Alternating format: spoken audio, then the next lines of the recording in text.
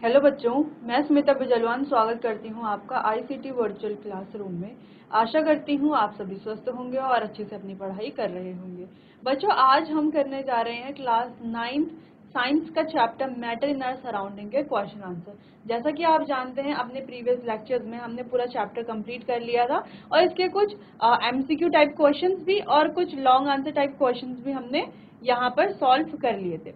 बाकी आगे ही क्वेश्चंस को हम कंटिन्यू करेंगे।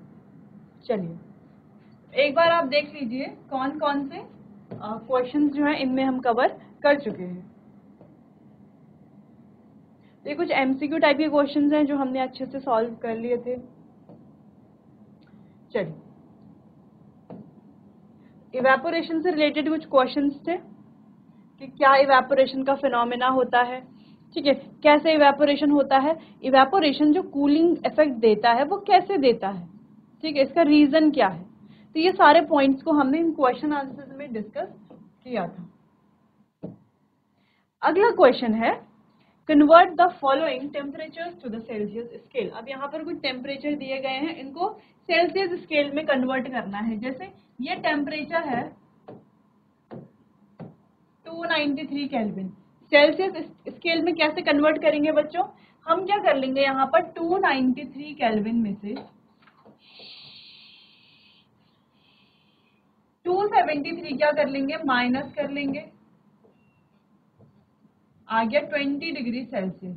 इस प्रकार से हम क्या कर लेंगे, सॉल्व कर लेंगे। यानी कि कोई टेम्परेचर अगर केल्विन में दिया है तो हम उसको सेल्सियस में कैसे लाएंगे, ये हमने देख लिया है। इसके अलावा आपका सेकंड क्वेश्चन ये है, इसके अलावा अगर आपको 564,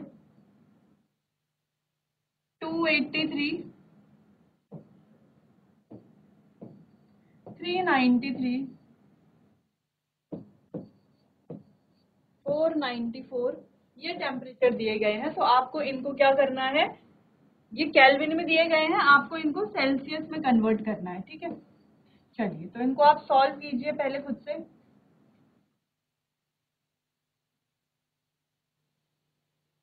चलिए, तो सॉल्व आपने कर लिए होंगे, तो चलो इनको सॉल्व करते हैं एक एक करके। सबसे पहले 564 सेल्सियस में कैसे कन्वर्ट करेंगे, 564 माइनस 273,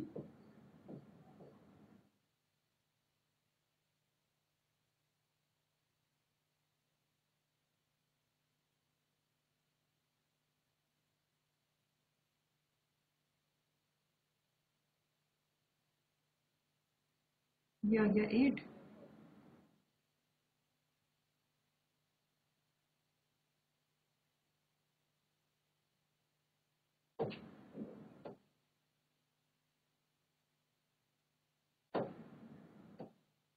चलो तो 564 माइनस कर लेंगे 273,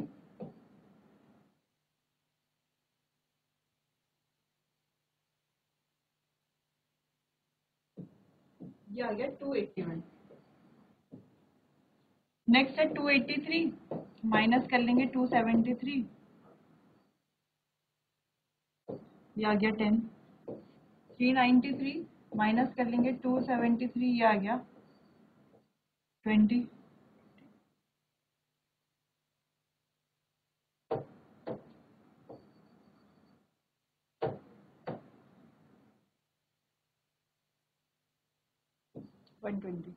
ठीक है, 494 माइनस कर लेंगे 273,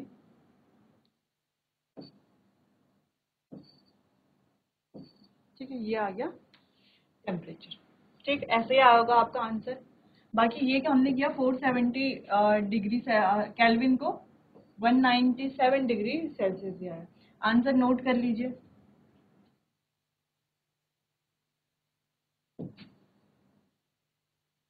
ठीक है, 290।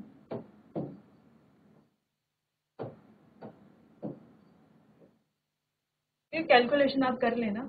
अगला क्वेश्चन है convert the following temperature to the Kelvin scale. अब टेम्परेचर यहाँ पर सेल्सियस में दिया है, केल्विन स्केल में करना है। कैसे करेंगे, प्लस 273 कर लेंगे। जैसे यहाँ पर दिया है 25 डिग्री सेल्सियस, तो 25 डिग्री सेल्सियस प्लस 273 कर लेंगे, ये हो गया 298 केल्विन। तो यहाँ पर टेम्परेचर आ गया 298 केल्विन। वैसे 373 डिग्री को हम सॉल्व कर सकते हैं, 127 डिग्री सेल्सियस को सॉल्व किया जा सकता है, 97 degree Celsius, 100 degree Celsius, 0 degree Celsius, 48 degree Celsius और 199 डिग्री सेल्सियस। तो इनको आपको चेंज करना है केल्विन में, तो इनको चेंज कीजिए एक बार। चलिए, तो क्वेश्चंस हो गए होंगे, सॉल्व कर लेते हैं। 199 plus 273, 127 plus 273, 97 plus 273, 100 plus 273, 0 plus 273 और 48 प्लस 273। तो सॉल्व आपने कर लिया होगा, सॉल्व कर लेते हैं।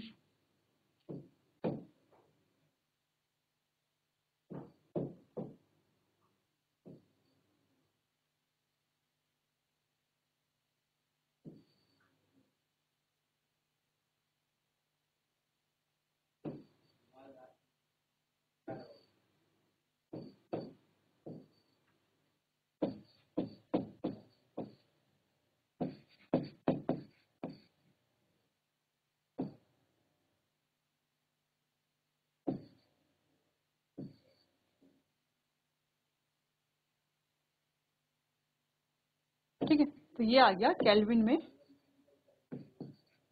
टेम्परेचर। सिंपल।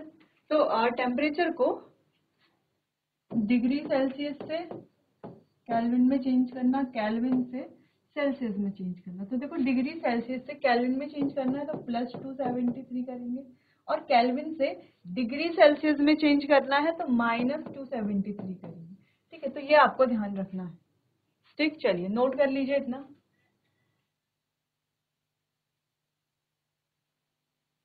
चलिए आगे बढ़ते हैं नेक्स्ट क्वेश्चन की तरफ। Give reason for the following observation. अब यहाँ पर कुछ ऑब्जर्वेशंस दी गई हैं, उनके लिए हमें यहाँ पर रीजन बताना है। ठीक है, कारण हमें बताना है।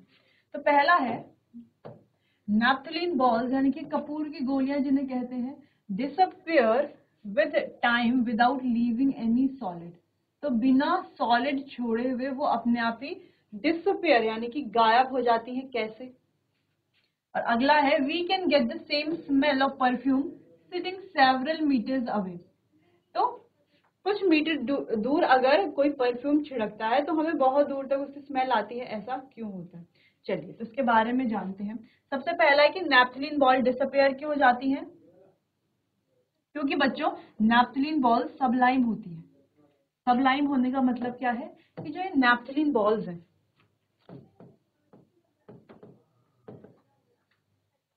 ये जो नैप्थलीन बॉल्स हैं, ये क्या करती है, सीधा चेंज हो जाती है गैस में।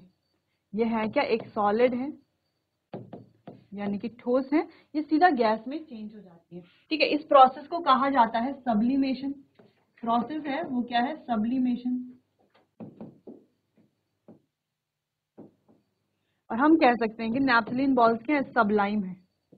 क्या है, सबलाइम है, इसलिए सब्लिमेशन प्रोसेस कर रही है। तो इस प्रोसेस में क्या होता है, and directly changes into vapour state without leaving any solid. तो बिना किसी सॉलिड को पीछे छोड़ते हुए ये सीधा गैस में कन्वर्ट हो जाती है। तो इस प्रोसेस को कहा जाता है सब्लिमेशन। और हम यहाँ पर पढ़ रहे थे कि नैप्थलीन क्या है, सबलाइम है। इसी वजह से ये सीधा हम कहें गैसियस फेज में या वेपर फेज में कन्वर्ट हो जाती है। अगला क्वेश्चन था कि जो परफ्यूम है, परफ्यूम की स्मेल हमें बहुत दूर तक कैसे स्मेल आती है ना? बहुत दूर तक जो है, सेवरल मीटर्स दूर तक जो है उसकी स्मेल कैसे जाती है? तो ये होता है बच्चों डिफ्यूजन की वजह से। ठीक है, किसकी वजह से? डिफ्यूजन की वजह से। खैर, इसको डिस्कस करते हैं। We get the smell of perfume sitting several metres away because perfume क्या है, एक वॉलेटाइल लिक्विड है, या हम कहें वॉलेटाइल सॉल्वेंट है। वॉलेटाइल सॉल्वेंट का मतलब क्या है कि जैसे ही वो एयर के कांटेक्ट में आता है, सीधा क्या बन जाता है, वेपर बन जाता है। जैसे अगर हम पानी की बात करें तो पानी को अगर हम ग्लास में डालते हैं तो पानी ग्लास में रहता है, बहुत समय तक रहता है, क्योंकि उसमें जो इवेपोरेशन का रेट है वो बहुत स्लो होता रहता है। फिर धीरे धीरे पानी हम देखेंगे तो 3-4 दिन में वो पानी क्या हो जाएगा, इवेपोरेट हो जाएगा। ठीक है, 3-4 दिन में या ज्यादा दिन भी लग सकते हैं। लेकिन अगर हम एक बीकर में या किसी ग्लास में एसीटोन डाल दें या परफ्यूम डाल दें तो क्या वो वैसा का वैसा ही रहेगा? नहीं, क्योंकि वो क्या है, वॉलेटाइल है। जैसे एयर के कांटेक्ट में आता है सीधा गैसियस फेज में चला जाता है। पहली चीज तो ये वॉलेटाइल है, यानी कि जैसे एयर के कांटेक्ट में आएगा सीधा गैसियस फेज में चला जाएगा। दूसरी चीज ये क्या होता है, डिफ्यूज फास्ट करता है। क्यों? क्योंकि गैसियस स्टेट में जाएगा तो गैस के जो मॉलिक्यूल्स हैं वो निरंतर गति में रहते हैं, इसीलिए ये क्या करेगा, डिफ्यूज करेगा faster and can reach people sitting several metres away. ठीक है, इसको हम ऐसे भी समझ सकते हैं कि बॉटल हमारे पास है यहाँ पर परफ्यूम की। ठीक है, यहां से ये स्प्रे किया गया तो हमें पता है ये जो स्प्रे है इसकी स्मेल बहुत दूर तक चली जाती है। कैसे? जैसे हम स्प्रे करते हैं, लिक्विड जो होता है वो गैसेस फॉर्म में, बाहर आते ही गैसेस फॉर्म में चेंज हो जाता है, क्योंकि बाहर आते ही वो एयर के कांटेक्ट में आ जा रहा है, बाहर आता है और गैसेस फॉर्म में चेंज हो जाता है। अब गैसियस जो स्टेट है, गैसियस स्टेट की एक प्रॉपर्टी हमें पता है कि उसके जो पार्टिकल्स हैं वो निरंतर गति में रहते हैं, है ना, यानी कि मूव करते रहते हैं ऑलवेज। तो ये जो पार्टिकल्स हैं ये मूव करते करते काफी दूर तक क्या करते हैं, ट्रैवल करते हैं, काफी दूर तक जाते हैं, और जिस वजह से जो स्मेल है परफ्यूम की वो भी काफी दूर तक आती है। दो चीजें यहाँ पर, पहला तो ये वॉलेटाइल है, यानी कि एयर के कांटेक्ट में आते ही सीधा वेपर फेज कहें या हम कहें गैसियस फेज में चेंज हो जाते हैं। दूसरी चीज, जो पार्टिकल्स हैं डिफ्यूज होते हैं फास्टर, बहुत जल्दी क्या हो जाते हैं, डिफ्यूज हो जाते हैं। ठीक, चलिए, तो ये दो इंपॉर्टेंट पॉइंट्स थे, दो इंपॉर्टेंट यहाँ पर क्वेश्चन हमने देखे, इनको आप नोट कर लीजिए। नेक्स्ट क्वेश्चन, अगला क्वेश्चन है, arrange the following substances in increasing order of forces of attraction, यानी कि फोर्स ऑफ अट्रैक्शन के इंक्रीजिंग ऑर्डर में हमें रखना है। अब हमें पता है ये, इसके लिए इस क्वेश्चन को सॉल्व करने के लिए कुछ चीजें हमें पता होनी चाहिए। जैसे कि अगर हम फोर्स ऑफ अट्रैक्शन की बात करें तो सॉलिड्स में फोर्स ऑफ अट्रैक्शन सबसे ज्यादा होता है, फिर लिक्विड में, फिर सबसे कम फोर्स ऑफ अट्रैक्शन होता है गैस में। ठीक है, या गैसियस स्टेट में। तो यहाँ पर है वाटर, शुगर और ऑक्सीजन, यानी कि सबसे ज्यादा फोर्स ऑफ अट्रैक्शन होगा शुगर के पार्टिकल्स के बीच में, फिर होगा बच्चों वाटर के पार्टिकल्स के बीच में, और सबसे कम होगा ऑक्सीजन में।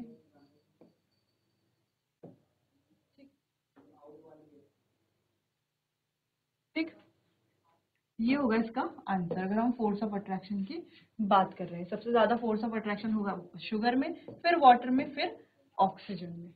ठीक, चलिए नोट कर लीजिए। अगला क्वेश्चन है, what is the physical state of water at, अच्छा, वाटर की जो फिजिकल स्टेट है, भौतिक अवस्था है, वो गिवन टेम्परेचर्स में क्या क्या होती है। जैसे 25 डिग्री सेल्सियस में वाटर जो है वो लिक्विड होता है, बिल्कुल होता है। 0 डिग्री सेल्सियस में वो क्या हो सकता है, या तो वो सॉलिड हो सकता है या तो वो लिक्विड भी हो सकता है। अब आप कहेंगे 0 डिग्री सेल्सियस में तो फ्रीज हो जाता है, लेकिन हमने पढ़ा था कि जब वो सॉलिड से लिक्विड में चेंज होता है, जब सॉलिड है यानी कि बर्फ है तो वो 0 डिग्री सेल्सियस है, और जब वो बर्फ से पानी में चेंज होता है तो भी वो 0 डिग्री सेल्सियस रहता है, क्योंकि जो बाकी की हीट है वो प्रोसेस में चली जाती है, और इस हीट को कहा जाता है लेटेंट हीट ऑफ फ्यूजन। ठीक है, तो लेटेंट हीट ऑफ फ्यूजन की वजह से 0 डिग्री सेल्सियस पर जो वाटर है वो सॉलिड या लिक्विड स्टेट में हो सकता है। ठीक है, और अगर 100 डिग्री सेल्सियस की बात करें तो 100 डिग्री सेल्सियस, हमने कहा है कि 100 डिग्री सेल्सियस चैप्टर में पढ़ा है कि 100 डिग्री सेल्सियस वाटर का बॉइलिंग पॉइंट होता है। तो बॉइलिंग पॉइंट कब होगा, पहले वो लिक्विड स्टेट में होगा, लिक्विड स्टेट में से वो गैसियस स्टेट में जाएगा।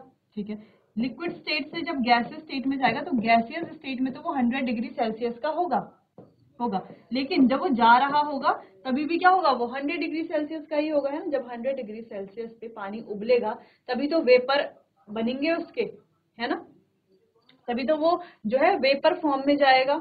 और ये जो एक्स्ट्रा हीट आई यहाँ पर बीच में, जिसको हम क्या कहते हैं, जो हिडन हीट है, क्या है बीच में, हिडन हीट। वो हिडन हीट क्या है?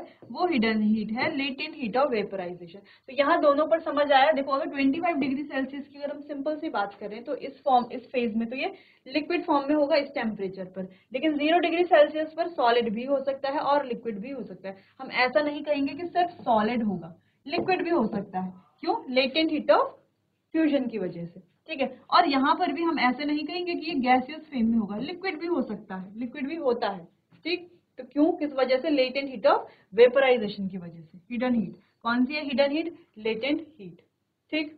चलिए इतना नोट कर लीजिए। अगला क्वेश्चन, नेक्स्ट क्वेश्चन है give 2 reasons to justify water at room temperature is a liquid. Room temperature पर वाटर लिक्विड होता है, क्यों? Iron almirah is solid at room temperature. और जो लोहे की बनी हुई अलमारी है, अलमीरा है, वो रूम टेम्परेचर पर सॉलिड क्यों होती है? ठीक है। तो वाटर रूम टेम्परेचर पर लिक्विड इसीलिए होता है क्योंकि इसका फ्रीजिंग पॉइंट है 0 डिग्री सेल्सियस और बॉइलिंग पॉइंट है 100 डिग्री सेल्सियस, है ना। अगर 0 डिग्री सेल्सियस पर जाता है तो ये सॉलिड फॉर्म में हो सकता है ना। अगर टेम्परेचर कम कर लेंगे हम तो, या टेम्परेचर अगर बढ़ा देंगे 100 डिग्री सेल्सियस कर देंगे तो ये बॉइलिंग पॉइंट पर आ जाएगा, फिर गैसियस फेज में आ जाएगा, तब इसकी स्टेट चेंज हो सकती है, तब ये सॉलिड हो सकता है या गैसियस हो सकता है। लेकिन अगर हम बात करें कि जो रूम टेम्परेचर है तो रूम टेम्परेचर पर ये लिक्विड ही रहेगा। जैसे आपने पानी देखा होगा, अगर कोई पानी बहुत ज्यादा गर्म है तो आप उसको रूम टेम्परेचर पर रख देते हैं तो धीरे धीरे धीरे धीरे वो क्या हो जाता है? नॉर्मल हो जाता है और रूम टेम्परेचर पर ही आ जाता है।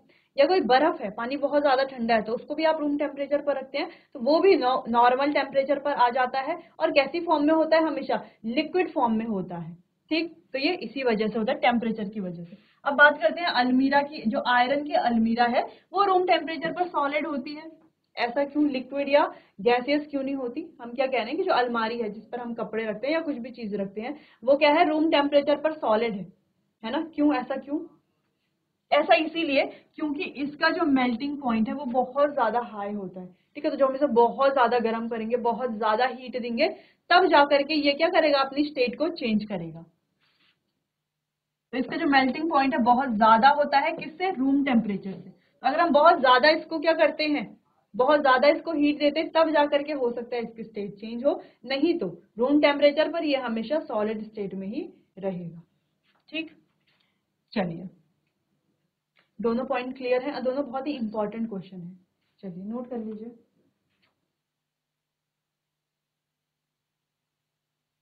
तो बच्चों आज के लिए बस इतना ही, मिलते हैं अपने आने वाले अगले सेशन में, तब तक के लिए आपको बहुत बहुत धन्यवाद।